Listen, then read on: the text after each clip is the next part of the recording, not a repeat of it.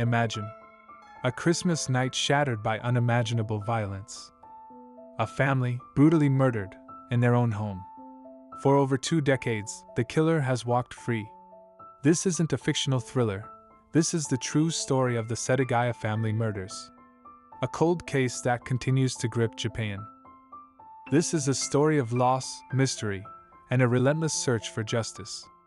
A story that has haunted Japan for over 2 decades.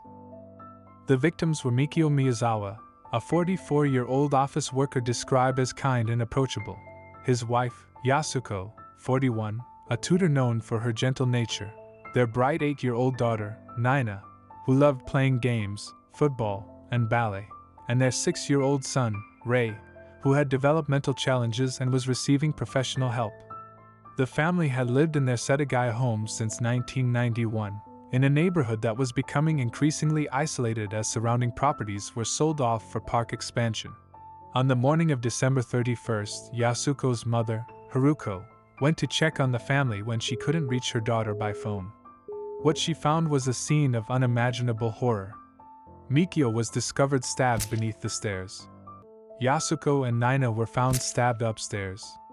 And Ray was found suffocated in his bed.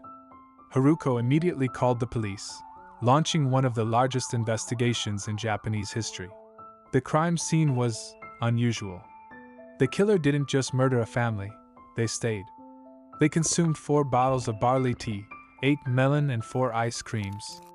They used the toilet, leaving traces of beans and sesame seeds. They even used Mikio's computer, browsing a theater website between 1:18 and 1:23 a.m. But the strangest part? They left behind almost all their clothes: a hat, jacket, scarf, sweatshirt, gloves, a fanny pack, and even handkerchiefs. They even used Yasuko's sanitary pads to try and stop the bleeding. This detail led some to believe the killer had military training. The killer likely entered through the second-floor bathroom window, which was open and had footprints nearby. But theories also suggest the killer knew the family or entered through the front door. The police collected a mountain of evidence. DNA found at the scene indicated the killer was a male with type A blood and mixed ethnicity, a mother likely of European descent, and a father of East Asian origin. However, this DNA didn't match any records in existing databases. Footprints at the scene matched Slazenger's shoes, a South Korean brand and size not sold in Japan, suggesting a possible connection to Korea. The fanny pack contained sand from the Nevada desert near Edwards Air Force Base, fueling theories of a U.S. military connection.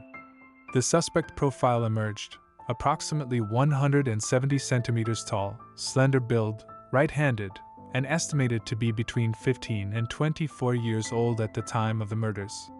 Some believe the suspect had a military background. The Tokyo Metropolitan Police Department launched Operation Roller, a massive investigation involving over 280,000 officers.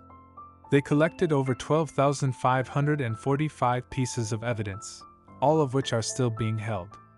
Over 5 million fingerprints and 1.3 million DNA tests were conducted, but to no avail. Even today, dozens of officers remain dedicated to the case, and a reward of 20 million yen has been offered for information leading to the killer's arrest. Over the years, countless theories have emerged. Was it a robbery gone wrong? The small amount of money stolen suggests otherwise. Was it a crime of passion, fueled by hatred? The brutality of the attacks, particularly towards the women, points to this possibility. The proximity of a skate park led to speculation about a conflict with skateboarders. The Korean-made items and DNA analysis sparked theories about a Korean suspect, even a North Korean operative. The sand from the Nevada desert raised the possibility of a U.S. military connection. And then there's the online persona Kudomatsu, who posted about planning to target families shortly before the murders, though this could simply be a hoax. The Setagaya family murders deeply impacted Japanese society, contributing to the abolition of the statute of limitations for capital crimes. The case continues to be covered extensively by the media, with podcasts like Faceless recently reigniting public interest. The Miyazawa home remains preserved as a crime scene, a haunting reminder of the tragedy.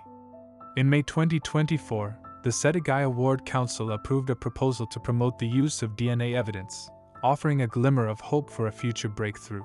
Despite the decades that have passed, the Miyazawa family, particularly Mikio's mother, Setsuko, refuses to give up hope. Retired investigators like Mitsuko Matsumori and Takashi Tsuchida continue to pursue leads, believing that DNA technology holds the key to solving the case. The Setagaya family murders remain a chilling unsolved mystery, a stark reminder of the darkness that can exist even in the most peaceful of communities. Will the killer ever be brought to justice? Only time will tell. If you have any information about the Setagaya family murders, please contact the Tokyo Metropolitan Police Department. Thank you for watching.